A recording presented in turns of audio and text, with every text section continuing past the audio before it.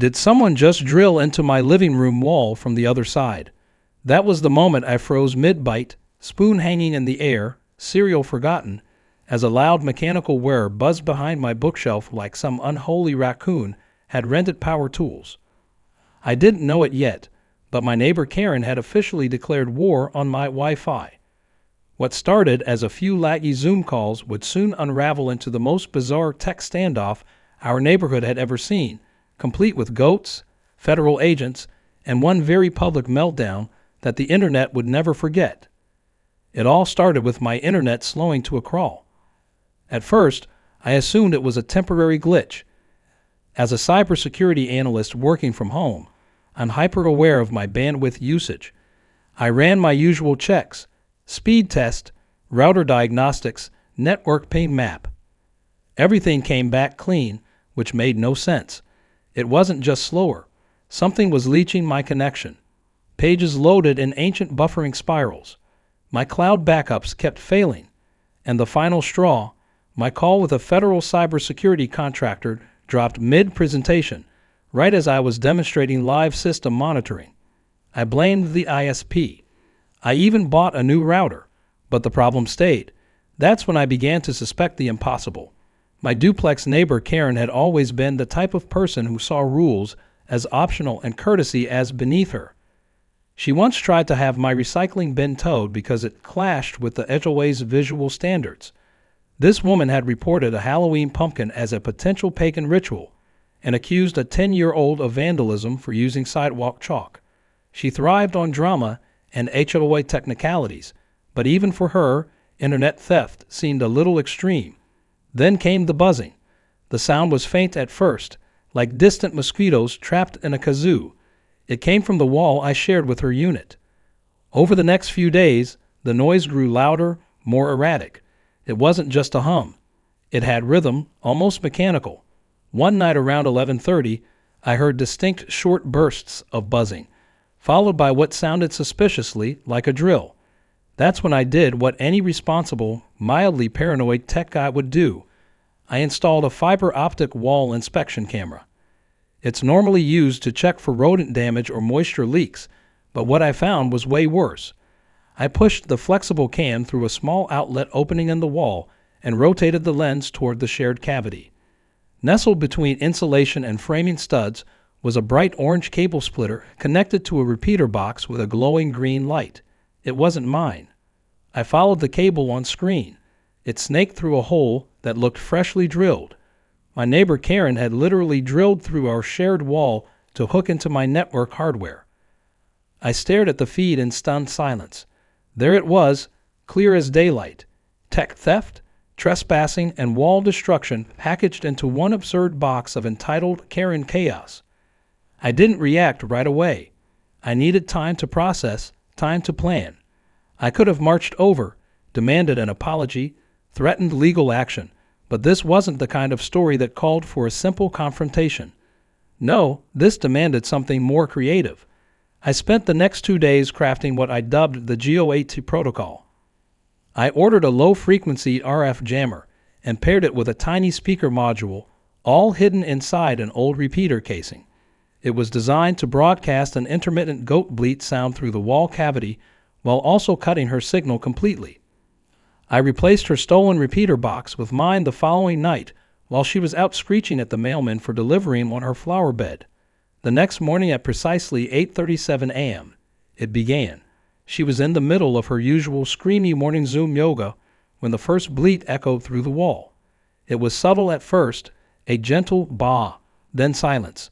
A moment later, ba-ah, this one longer, more dramatic, and oddly guttural. Her shriek echoed loud enough for me to hear. What is that noise? I sat calmly at my desk, sipping coffee and clicking through a freshly sped-up internet connection. Within 10 minutes, she was banging on my door. What are you doing? She demanded, hair in disarray, yoga mat tucked under one arm like it was a weapon of justice. I looked up, all innocence. Doing? Oh, just enjoying my high-speed internet. You? She squinted at me, then squinted harder at the wall behind me, as if trying to see through it. There's something wrong with the wiring. I think there's an animal in the wall. I nodded solemnly. A goat, maybe? She narrowed her eyes. You're messing with me. I smiled slightly and shut the door. Over the next few days, the bleeding continued, never at the same time, never for long, just enough to ruin her attempts to reconnect or stream her conspiracy documentaries about how fluoride causes low Wi-Fi. I added one more twist. I programmed her stolen signal to redirect all traffic to a static web page that displayed a looping video of a goat screaming and the text, "You shall not bleat." The other neighbors began to notice her erratic behavior. She knocked on doors asking if anyone else heard the phantom farm animal. One neighbor joked, "Maybe it's your inner spirit animal trying to escape." She didn't laugh. I watched from my porch as Karen waved a radio frequency meter around her lawn like she was ghost hunting. It beeped once when it passed over her wall port. She screamed again. Despite everything, I kept my cool. I let the chaos build naturally, like a fine soup of entitlement, suspicion, and barnyard revenge. I even pretended to sympathize when she showed up ranting about auditory harassment. "That's awful," I told her. "Maybe your walls are haunted." That night, the goat sound played at half volume while she hosted her book club. 4 women left early. One left a Yelp review that simply said, "bleeding." What Karen didn't realize was that this was just the beginning. She'd poked a bear. No, she poked a goat. And I was just getting warmed up. Because when you drill into my wall to steal my Wi-Fi, you don't just get blocked. You get bleeded. Karen was unraveling, and it was happening faster than I anticipated. The goat noises were no longer just a mystery. They had become her obsession. I saw her pacing her driveway with her phone held high like a divining rod, spinning in circles, clearly trying to capture some trace of where the bleats were coming from. At one point, she stood directly in front of our shared wall, placed both hands flat against it, and whispered something to it. I couldn't hear exactly what she said, but the look in her eyes screamed one thing loud and clear. She thought the house itself was taunting her. The real beauty of my setup wasn't just the prank. It was the precision. The jammer only activated when her specific devices attempted to connect, her smart TV, her laptop, her tablet. Every time she so much as tried to pull a signal, it would block her, replace her connection with a goat screen, and display my beautifully designed redirect page. To anyone else, the internet worked just fine. But for Karen, the universe had become one endless chorus of judgmental livestock. It was poetic. It didn't take long for her to escalate things. Of course, Karen wasn't the type to suffer in silence. She was a screamer, a complainer, a serial form filler. The next morning, I received a notice taped to my door, an official letter from the HOA accusing me of auditory disruption, unauthorized frequency emissions, and community-wide network pollution. I read it twice, just to appreciate how ridiculous it sounded. Apparently, Karen claimed I was operating illegal farm equipment indoors and harboring disruptive animals for malicious purposes. The letter included a veiled threat of a fine and an HOA hearing if I didn't cease goat-based disturbances. Instead of replying with an angry rebuttal, I took a more tactical approach. I prepared a small care package for the HOA board, 3 neatly labeled USB drives, a diagram of the repeater Karen had installed in my wall, and a video montage of the drilling process, complete with timestamps and infrared captures from my hidden camera. I slid it all into a padded envelope and walked it right down to the HOA president's mailbox myself. The package was signed, sealed, and devastating. I didn't hear back for 2 days, but when I did, the HOA letter mysteriously vanished from my door without another word. Karen, of course, had no idea I had preemptively nuked her plan. She stormed into the neighborhood meeting that week with a stack of printouts and a hand-drawn diagram of my alleged goat noise operation. I wasn't there, but a friend of mine who was on the HOA's landscaping committee texted me live updates from the meeting. One photo she sent showed Karen standing in front of a whiteboard that read "The Bleeding" in big red letters. Another showed half the board members staring at her like she completely lost her grip on reality. After the meeting, Karen tried a new tactic. She called in what I can only describe as a Craigslist technician, a tall, nervous-looking guy with a too-tight hoodie and a backpack full of mismatched tools. I watched from my window as they went around her house with some sort of homemade EMF detector made from what looked like a cylinder and copper wire. He climbed onto her roof, pointed a plastic wand at the sky, and then started poking her attic vents with a screwdriver. The entire operation screamed unlicensed madness. Unsurprisingly, it didn't end well. According to the neighbor across the street, Karen's technician ran out of her house screaming about RF feedback loops and interdimensional frequency shifts. She offered to pay him double if he could stop the goat noises. He refused and left without saying another word, muttering something about cursed routers and karmic interference. Karen stood in her driveway after he left, red-faced and trembling, as if her entire reality had glitched. Meanwhile, I kept my game face on. Every time I saw her, I smiled like a saint and offered polite waves. Once, I even walked over with a basket of store-bought muffins and said, "I hope the noise has cleared up." Must have been a rodent issue. She stared at the muffins like they were laced with cyanide. Her hands trembled as she took them. I think she knew I was behind it, but she had no proof she could present without sounding like a lunatic. Still, she wasn't done. Not by a long shot. The next escalation came 3 nights later, just after midnight. A knock at my door startled me awake. It was a police officer. He looked tired and vaguely annoyed. "We had a noise complaint," he said, "something about barnyard animals inside the house." I nearly laughed, but caught myself. I played dumb, invited him in, and offered him a cup of coffee. He looked around, took note of my very pet-free, very normal living room, and shook his head. "She's called 3 times this week," he said, rubbing his temple. "We have to follow up, but frankly, between you and me, it's starting to feel like harassment." I handed him the same footage I'd given to the HOA, the repeater in the wall, the drill, the wiring. His eyes widened as he watched the playback. "So she really drilled into your house?" I nodded. "Without permission?"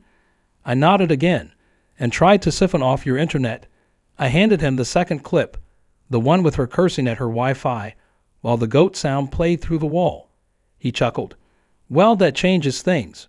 He left with a promise to file a formal report. Karen had officially crossed from neighborhood nuisance into criminal territory. But I wasn't done.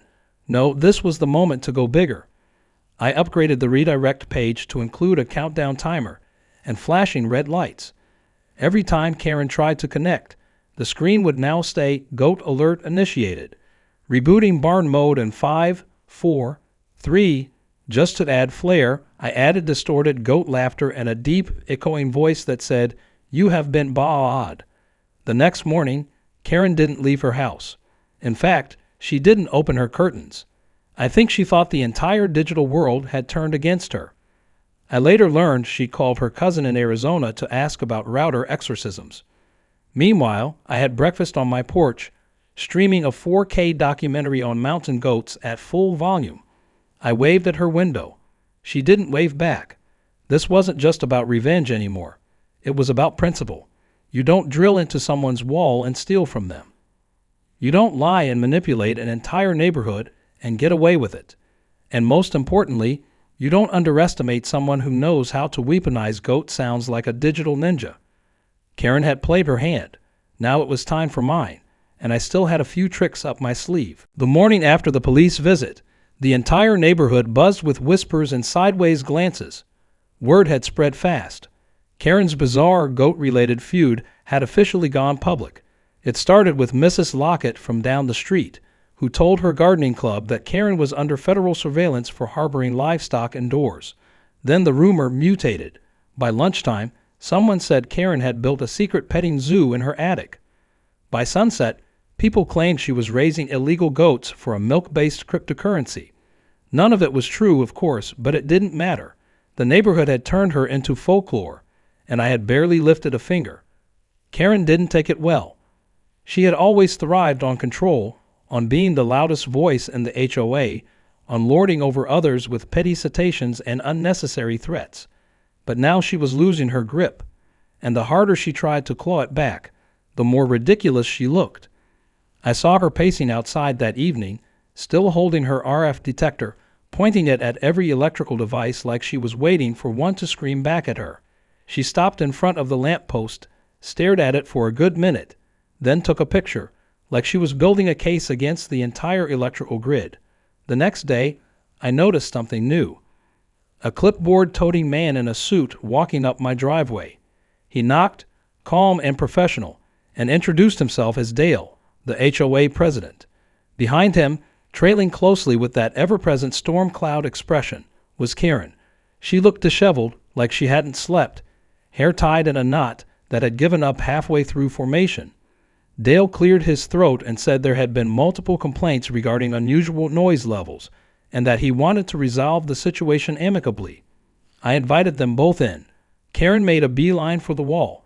She didn't even wait for Dale to finish his pleasantries. She pressed her ear to the drywall, muttering to herself. I offered coffee. Dale declined politely. Karen ignored me completely. I let Dale do his thing. He walked around, checked outlets, took photos of my living room, and nodded like he knew what any of it meant. That's when I pulled out the trump card. I reached for the laptop on my coffee table and calmly opened the surveillance footage from the repeater Karen had installed in the wall. The video began playing, showing a grainy yet unmistakable scene of her standing in her living room, drill in hand, boring through the wall. Dale blinked. Karen froze. The video continued. You could see her attach a cable extender, wrap it in duct tape, and connect it to a small signal repeater. Then, with a grunt and a satisfied nod, she pulled away and admired her handiwork. The audio wasn't perfect, but it was clear enough to catch her muttering, "Finally, he'll never notice." I looked at Dale, who looked at Karen, who looked like she wanted to disappear into the floor. So, I said casually, I'm assuming that HOA has policies about drilling into shared property walls. Dale swallowed hard. Ah, yes, that would be considered a violation of Article 12, Section B, structural tampering. Karen opened her mouth, but I didn't give her the chance. I clicked to the next clip. This one showed the internal repeater, now replaced with my own device, playing a loud goat bleat into the empty wall cavity. Karen was seen stomping around in her living room, yelling at her iPad, which displayed the infamous Goat Alert Initiated screen. The silence that followed was delicious. Karen finally snapped. He's harassing me. That's digital warfare. He weaponized livestock. Dale stared at her like she had spoken an entirely new language. I didn't even need to speak. I just sat there, arms crossed, letting the absurdity of it all bury her alive. Dale stood up, adjusted his blazer, and said, I think this meeting is concluded. Karen protested, but he was already halfway to the door. 2 hours later, I received an email from the HOA's legal counsel stating that Karen's complaint had been dismissed and she was officially cited for property violation, unauthorized construction, and electronic tampering. It was over, or so I thought. Karen wasn't just embarrassed now. She was desperate. That same evening, she did something no one expected. She called the police again, but not to report me. This time, she claimed I was conducting a cyber attack on the entire neighborhood and that my house was emitting dangerous frequencies. The responding officers showed up reluctantly, clearly tired of her antics, but protocol was protocol. They asked if I would consent to a voluntary inspection. I agreed instantly. Once inside, I gave them a tour. No goats, no illegal electronics, just a very normal-looking home with a suspiciously fast internet connection. Then I handed them the full documented packet, photos, timestamps, tech breakdowns, and even the product ID of the repeater she had purchased from an obscure website that specialized in signal theft gear. One officer muttered, "She really drilled through the wall." I just nodded and offered him a cookie. As the officers prepared to leave, one of them paused and asked, "Mind if I copy some of this footage? This is probably the weirdest call I've had this month." I handed over a flash drive. By the time they walked out, they were chuckling. Karen stood across the street, arms folded, eyes locked on me like I had cursed her bloodline. She knew she was losing, but the real twist came the next morning. A black SUV rolled up in front of her house, unmarked, matte finish, with dark windows that didn't belong to any local department. A man stepped out in a gray suit, wearing a lanyard with a federal badge. I watched from my porch, stunned, as he knocked on her door. Moments later, Karen emerged, now visibly shaken. The man identified himself, and I caught only a few words. Federal communications, unauthorized signals, interference patterns, emergency bandwidth. She looked at him, then looked directly at me. I raised my coffee mug in salute. Apparently, Karen's hacked-up repeater had been misfiring signals on emergency radio channels, specifically the same bandwidth used by first responders. Her cobbled-together tech had triggered multiple pings on a local emergency tower. The FCC had traced the signal back to her wall port, and thanks to my logs, the entire data trail was airtight. What started as a petty theft of Wi-Fi had now landed Karen in violation of federal communication laws. She was escorted inside by the agent. Half an hour later, more black SUVs arrived. They exited with equipment, carried out boxes from her living room, and logged evidence like they were taking down a cybercrime syndicate. It was glorious. She wasn't arrested yet, but she was definitely under investigation. The neighborhood watched in stunned silence as she screamed at the agents about goats and hackers and cursed networks. By the end of the day, Karen's home looked like a crime scene. Yellow tape over the door and an official notice of equipment seizure taped to the window. I hadn't just won. I had become legend. And Karen? She was now the woman who drilled into her neighbor's wall and accidentally committed a federal offense because she couldn't pay for Wi-Fi. The war wasn't over, but the battle had ended in spectacular, viral-worthy fashion. After the federal agents left her property, Karen disappeared for 3 straight days. No driveway pacing, no curtain twitching, not even one HOA citation mysteriously taped to someone's door. It was as if she had been swallowed whole by the shame of her own actions. I kept a casual eye on things, sipping my coffee every morning on the porch like clockwork, knowing full well the neighborhood was buzzing just beneath the surface. The screenshots, the videos, the federal agents showing up in SUVs, every neighbor with a smartphone had documented something. Karen wasn't just infamous now. She was a legend for all the wrong reasons. On the 4th day, she re-emerged, wearing a giant sun hat and sunglasses that barely concealed the exhaustion and rage baked into her expression. She stood on her lawn for a few minutes, holding a trash bag and looking around like she expected someone to ambush her with a goat. When nothing happened, she stomped over to her mailbox, opened it with unnecessary force, and returned inside with a stack of envelopes. But I knew that look. That wasn't surrender. That was regrouping. Karen wasn't done. Not by a long shot. By that evening, she had begun phase 2 of her tantrum. She held an emergency HOA meeting on Zoom this time. No doubt because no one trusted her to lead anything in person without screaming about barn animals. I joined in from the sidelines, muted with my camera off. What I saw was theater of the highest order. Karen began the meeting with what she called the Wi-Fi attack scandal and accused me of coordinating a neighborhood-wide psychological operation designed to humiliate her. She even had a homemade slideshow, complete with blurry images of her own living room filled with federal agents, overlaid with red arrows and captions like clear targeting. She claimed the goat sounds had permanently damaged her hearing. She said her sleep schedule was destroyed. She even held up a note from her chiropractor saying stress from sonic manipulation had caused back tension. The board sat frozen, their cameras on, faces blank. Someone muted her mid-speech.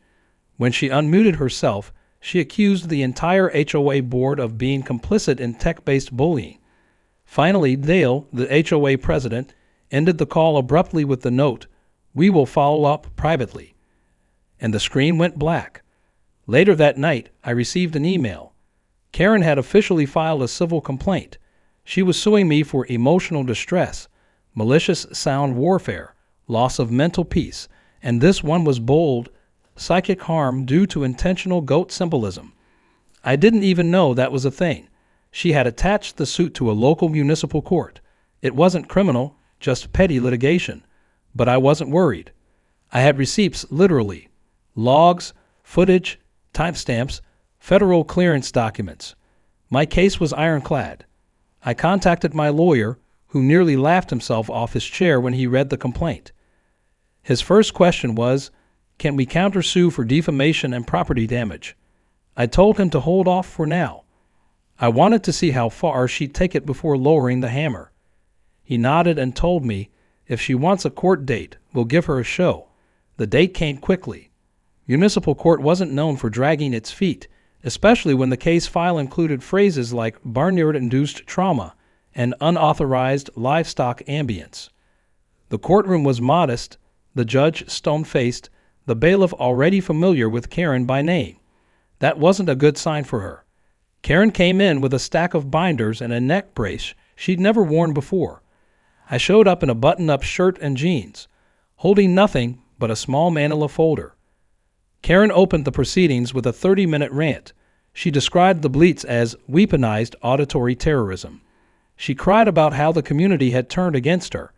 She claimed that my network redirect screen had caused her iPad to crash, and that the flashing goat video had hypnotized her into spilling hot coffee on her lap. The judge listened quietly, occasionally glancing at the clock. When she was finally done, he turned to me and asked if I had anything to say. I simply handed over the folder. Inside was everything.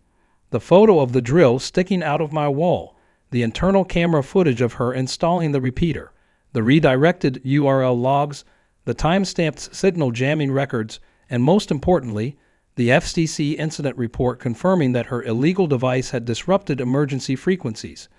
The judge took his time reviewing it. Then he looked up slowly and said, "Miss Karen, do you understand that you installed unauthorized equipment in another person's property and illegally accessed their internet?" She stood there blinking, but he made goat noises. The judge tapped the FCC report with his pen.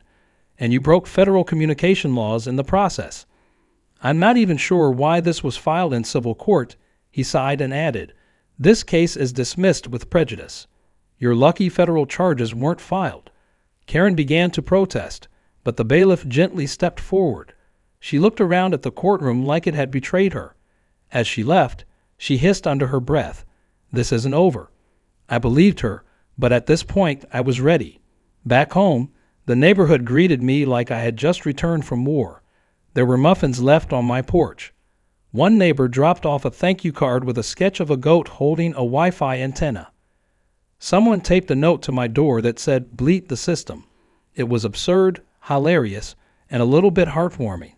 The neighborhood had taken my side, not just because of the goat noises, but because I had done what everyone wanted to do. I stood up to Karen and made her look ridiculous without breaking a single law. The next day, something truly unexpected happened. A white envelope arrived in my mailbox, sealed with a gold sticker. It was from a local tech innovation nonprofit called Urban Hackers United. They'd seen the courtroom videos and apparently found my goat jammer setup both hilarious and technically brilliant. Inside was an invitation to speak at their annual tech prank showcase. The note read, "You've achieved what we call the perfect troll, clever, clean, legal, and legendary. Please come tell us how you did it." I laughed out loud. I was being invited to present at a symposium because I bleated an HOA Karen into submission. As I looked out at the street, I spotted Karen watching from behind her blinds. For a brief second, we made eye contact. I gave her a small, courteous wave. She quickly shut the curtains, but deep down, I knew she wasn't done. People like Karen don't just fade quietly. They plot. They wait. They obsess. That was fine, because I had something she didn't. I had time, community support, and a goat soundboard that could be reactivated with a single keystroke. If she made one wrong move, the bleats would rise again. The silence didn't last. Just when I thought the war had truly ended and Karen had resigned herself to a life of quiet humiliation, she surprised us all with one final act of desperation. It started with a flyer posted across every mailbox in the neighborhood titled "Restoring Order."